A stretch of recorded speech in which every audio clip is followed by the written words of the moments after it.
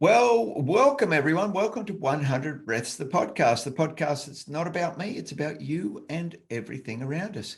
It's about open, raw, and empowered conversations that can help everyday people to learn techniques to deal with the challenges of everyday life, along with conversations that are inspirational and meaningful to us all.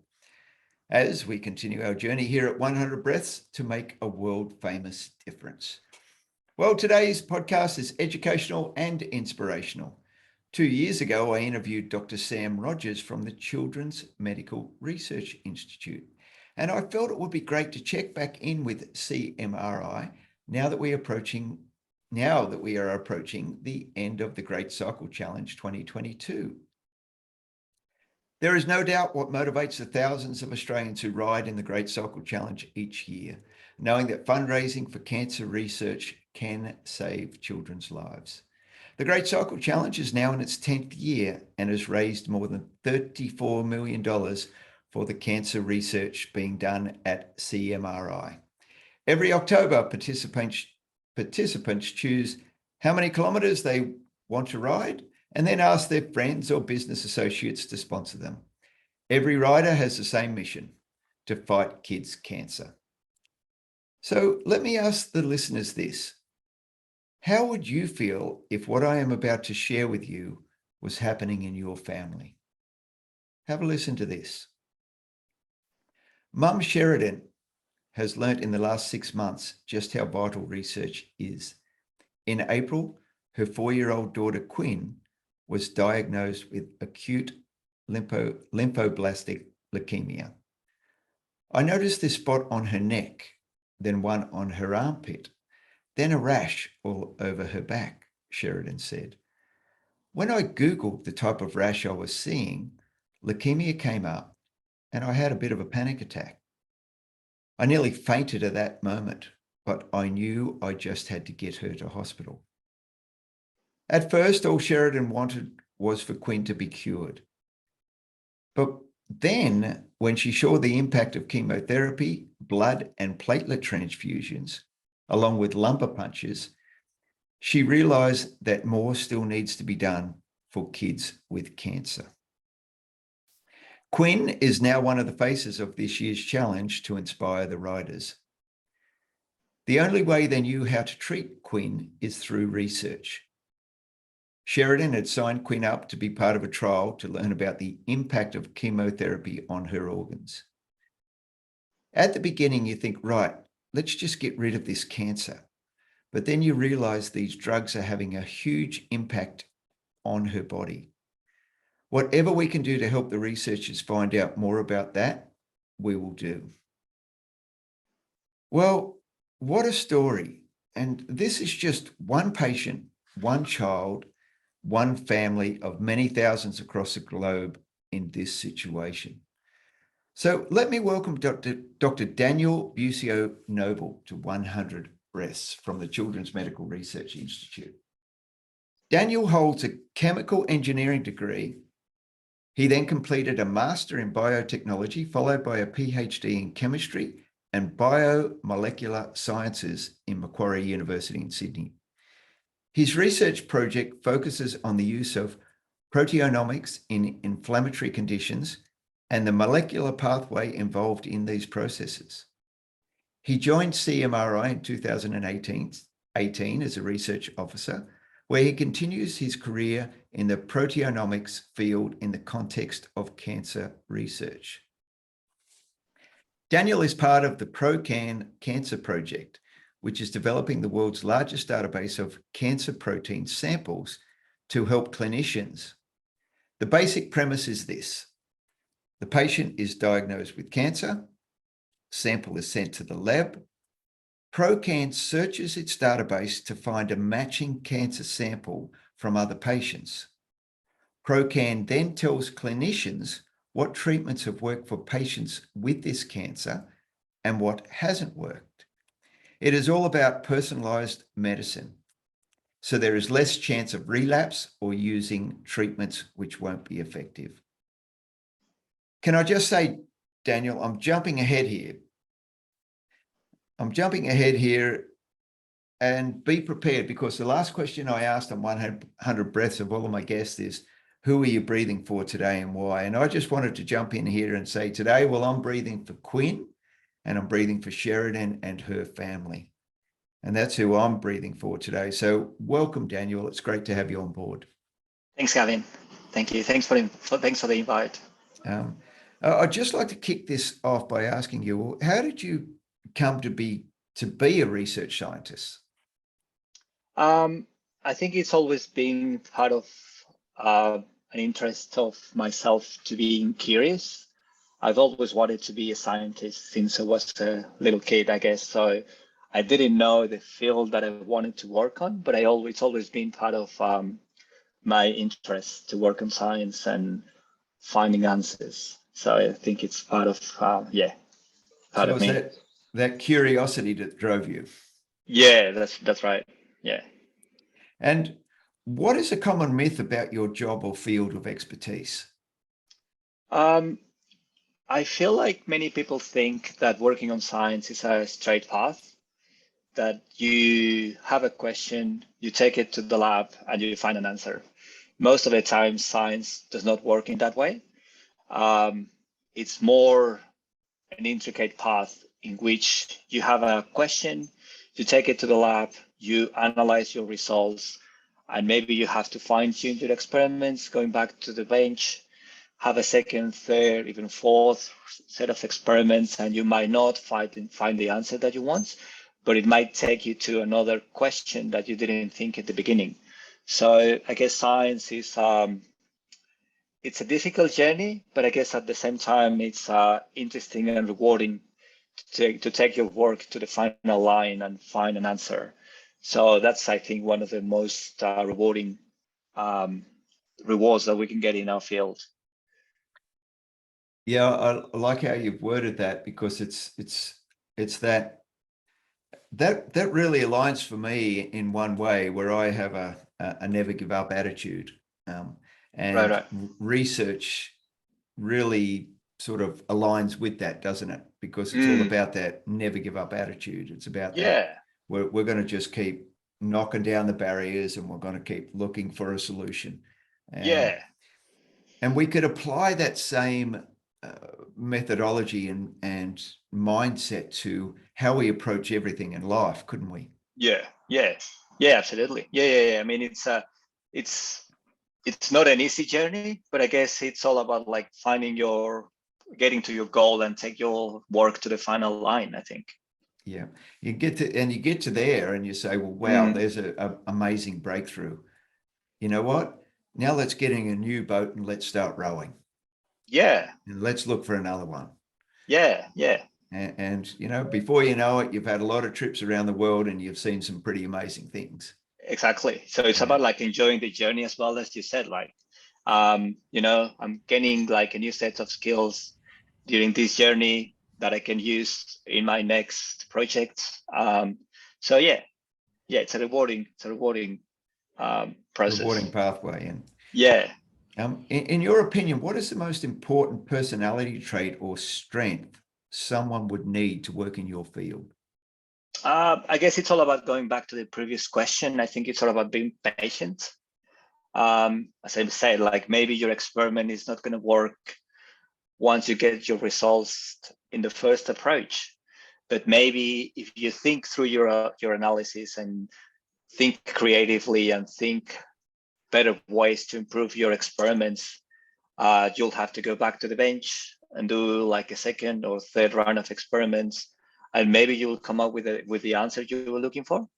So I guess it's one of the things that you need as a researcher, to be patient and also to be curious, to have an open mind, and to think of better ways to improve an experiment or to improve a process and take it to the lab. And being curious and being patient, I would say, are traits that you need to work as a researcher. Yeah, pretty strong words there, especially the patience part of it. The curious part of it is you need to be, I would imagine you would need to be able to hold that state of curiosity for sometimes quite a long time. Yeah. Because of the length of time that it could take to create a breakthrough in the field. It takes a lot of time. It takes, yeah, I guess maybe we can take it to the ProCan experience, I guess. Yeah, it's something that we could just take it to the level of ProCan and the amount of time that we've been working on this project and the rewards that we're getting out of it. And can you share with us how the ProCan project came about? So ProCan was funded a couple of years ago. I think it started like probably 4 or 5 years ago, actually, to be exact. The idea of ProCan, as you mentioned, is to create the largest database of protein information in the world. It's one of the most ambitious projects in the field. And the idea is to analyze tens of thousands of samples from cancer patients. This set of samples cover a large range of different subtypes of cancer. We have projects in melanoma, breast cancer, lung cancer, sarcoma. We have a very large range of those types of cancer. And the idea is to create a database of all those types of cancer. In the future, our goal will be to, as you mentioned, if we have someone that is just diagnosed with a melanoma, the idea will be for the clinician to take a sample out of that cancer, take it to us. We will analyze the sample and we'll compare that against our large database. And the idea will be to tell the clinicians what is the best match of this new cancer, so it can be better diagnosed. And the clinicians can provide a better treatment for the patient in a more efficient manner. That's extremely interesting, isn't it? Because because it leads straight into my next question, which was what is the ProCan vision for how it will help patients? Yeah. So that'll be, I guess the vision is to reduce time and resources, and being able to come up with a better diagnosis for the patient. I guess the idea will be to get back to the clinician in a matter of days with the best match for this new cancer, and the clinician will probably have like better tools and better information to have a better diagnosis for the patient. So that will say that's a big impact for the families and for the patient, I guess, to save time and straight jump into the treatment. Well, I relate it this way, like time and resources is impactful on all of us, everywhere, every day. Yeah. And going back to what you're saying about creating this huge database, and it comes back to data is king. And if data is used in the right ways, it can be so powerful. And we know that data gets used in the wrong ways as well. But with what you guys are creating there with this huge database that can lead to time-saving benefits, not have as much strain on resources, it means that you could get some slightly alternate treatment methodology to patient X that previously might have just fallen into the Y category. So it's more personalized, more streamlined, more directed, and that in itself could be the difference between that could put another year or another 5 years, another 10 years on a person's life. Absolutely. Yeah. Just by the information that's been gathered through that database and the different type of, I would imagine, sometimes quite small variables that occur through all these different types of cancers. Yeah. And also another of the goals of ProCan is to make all this information publicly available, meaning that any other proteomics labs in the world can make use of this information for their own projects. So it can be applicable to anyone in the world, not just to the people here and in Australia. So it's one of the main goals of ProCan as well, to make it publicly available. Publicly available. That's awesome. Yeah. Because quite often we find that some of these things are hidden behind walls, aren't they? Yeah, or they're like on their information that is protected by a company, or this is public research funding, and we are committed to make it available to other researchers and clinicians. That's what you've just shared then, the publicly researched funding and company, and that's the whole key. And if that's the one thing that my listeners can get from today's podcast, is the fact we talk about when we raise funds for organizations, where does that money go and how does it get utilized? Well, you've just shared with us that you're making this available to the public, so the public can feel comfortable that, hey, the contribution that we're making there is actually can have a global impact. And that's a real feel-good factor, isn't it? Yeah. So I believe the Great Cycle Challenge is one of the most successful avenues for CMRI to get funding, and I think it's part of the money that it's being used as part of the ProCan project. Yeah, that's great. Thank you for sharing that with us. And what currently is the biggest challenge that ProCan is facing, and how are you tackling it? At the moment, the largest challenge is to get to the goal of analyzing the samples that we are considering. We're considering to analyze tens of thousands of samples, and as I said, it's one of the most ambitious projects in the proteomics field. I guess for the duration of the funding for ProCan, our main goal will be to finish and meet that target of samples that we need to analyze. Yeah, that's it. I can't imagine what that's like with, as you say, tens of thousands of samples to analyze. So, what's the biggest surprise CMRI has had in the last few months, and how did the team respond to this? I think it's the response that we have gotten from the public in terms of the Great Cycle Challenge.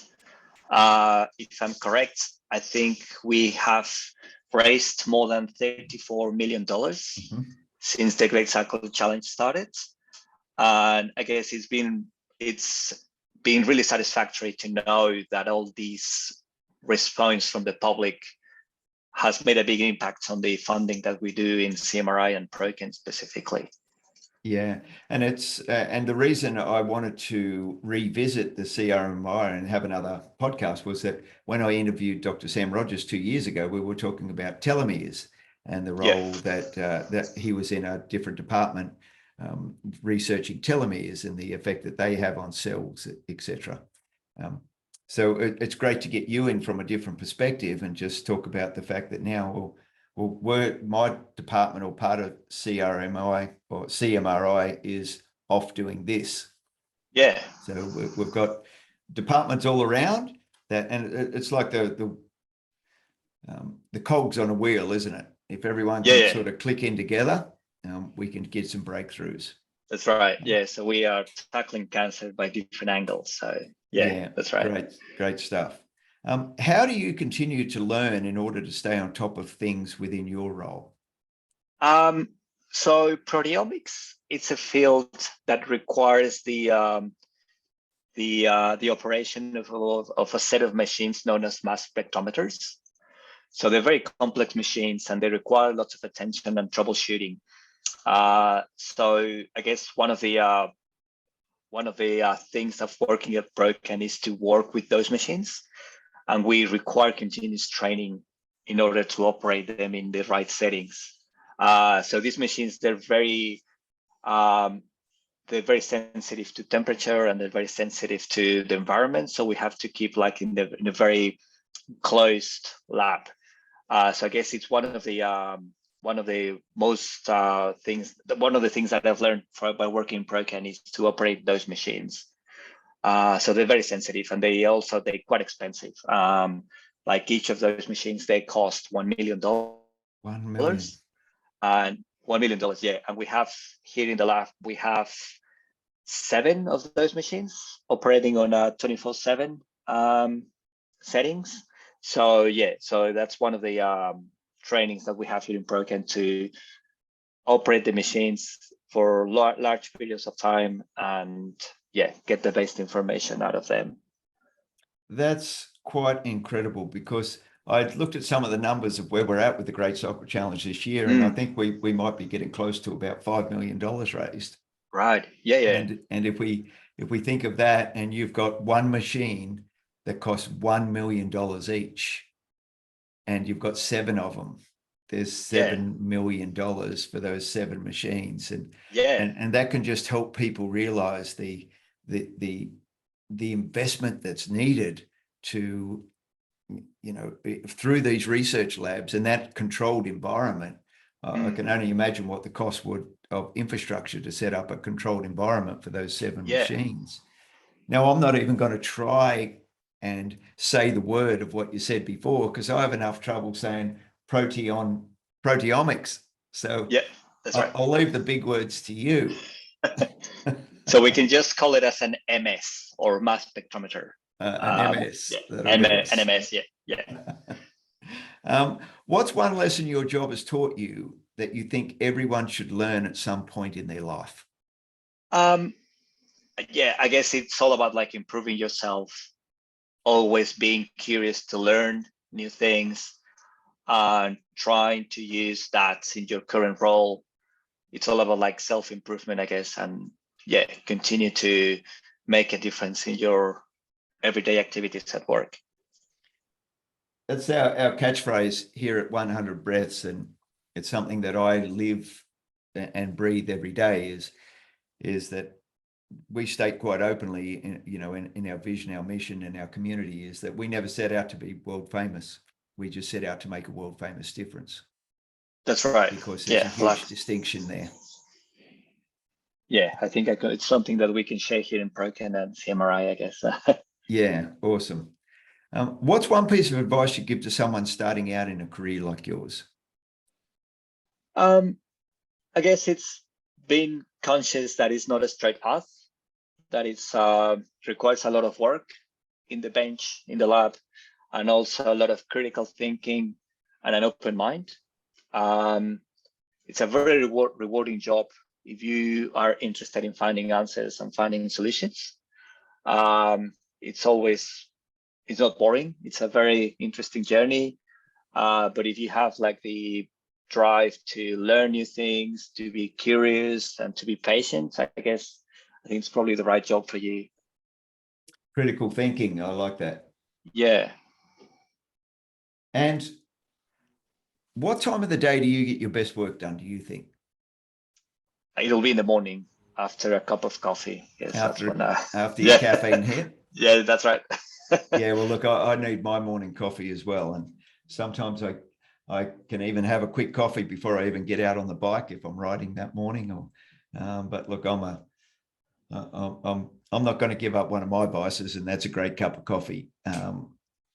That's what keeps me going. But a couple of years ago, I spun things around with Sam Rogers, and I said to Sam, okay, Sam, I'm going to make you the host now, and you can ask me a couple of questions if you like. Is there anything you'd like to ask of me? Yeah. What about your experience with the Great Cycle Challenge? When did you start with it, or how did you come up with the Great Cycle Challenge? How did you involve with it? I found it online, and it would have been a feed that came through probably Facebook somewhere a few years ago. It's my 3rd year. I didn't do last year, I did the year before, and we had a pretty big year. And this year had a lot of things going on last year. We not long had a newborn son, and he was quite young. So that was really taking up quite a bit of our time as we started to raise Ari. And this year it was get back into it and get going. I love my cycling, and I saw it as, and I see this particular month as it's my opportunity to give back. It's my opportunity to really saturate myself with the Great Cycle Challenge project for the month. and make it a part of our whole vision, mission, and community, and make it a part of, like I have 100 Breaths, which is my self-help personal development channel, but I also run a software company for the automotive industry as well. So I just spread the news throughout everyone and say, here's what I'm doing, jump on board, here's the purpose and the benefit, and this is why I do it. And it's not about any particular one child or any one story. It's about what does it mean to me as a human being to be able to get involved with something that's extremely purposeful and commit to that, because everyone gets their wallets pulled on here, there, and everywhere. Can you give a little bit here and can you give a bit there? And I try to share what I can. And I just feel that through the Great Cycle Challenge, it's a great way for me to get the message out to people and make that contribution back. Yeah, I think it's a message that I've heard from many people. And it's all about those little contributions by everyone that is making the Great Cycle Challenge so powerful and such a great tool for CMRI to fund of our research. And what I find with it as well is that by setting lofty goals, and it's a part of when I'm coaching and consulting people, and we talk about goals sometimes, and I say, well, you got to have stretch goals and big, hairy, audacious goals. And so stretch yourself, because when you stretch yourself, you don't know what your limitations are. So when you stretch yourself, it can open up opportunities for you and open up relationships with people that can attract things to you to contribute towards achieving those goals. Right. So if I set a goal this month to ride 1,032 kilometers, and people say to me, well, why did you come up with 1,032? I said, well, 2 years ago, I rode 1,031. So if I ride 1,032, I've set a goal to better myself. And then I set a goal to raise $10,000. And same again, people have said to me, oh, that's a fairly lofty goal. And I said, but if I don't step into that goal, and if I don't step into that belief, and if I don't step into the belief of myself to be able to ride those kilometers and raise those funds, I probably wouldn't be participating. Okay. So when you set your stretch goals, and then you create the mindset, because it's all about the mindset of, okay, what do I need to do? How do I need to go about it? How do I need to fuel my body? How do I need to rest? What's the body telling me in relation to, you get pelvic bone bruising if you haven't ridden sometimes for a while. So your pelvic bones have to harden up. You've got to fuel yourself properly if you're doing a long ride. You've got to make sure you rest well. You've got to make sure you hydrate well. And then at the same time, you want to make sure that you're communicating the message well, and you become like that little chihuahua that's nipping at people's heels to say, we ain't finished yet. So come on, get on board. And if I can do this and inspire other people to lift themselves just that little bit and step out of themselves to assist in something else, or go and help someone that they might not even know that might need a little bit of assistance in something else. It's all about coming together as a community to keep improving yourself, which in turn can raise the spirits of others. Yeah, absolutely. And this is one of the main messages of the Great Cycle Challenge, right? To give something back to the community in terms of funding research for a common cause. Yeah, and to be able to support guys like yourself to just be able to focus on your work, so that if we can do this for 1 month, and it's a 1 month commitment, but you guys have got to show up every single day and just be just working towards these breakthroughs, working towards creating these global databases. So if we can take some of the pressure off you guys by raising some funds to allow you to just to go into work and focus on what you need to do, That's that, you then can be looking at your own curiosity and creativity every day and step yourself just that little bit closer towards your big stretch goals. Yeah, we're very grateful of that. And I think, I think that's a great way of putting it. Yeah. We're very grateful for that here in CMRI for that. All right. Well, that's awesome. Well, look, Daniel, it's been a pleasure to have you on. Thank you for taking the time out of your busy day to share with us a little bit about your role and ProCan and how that's being developed.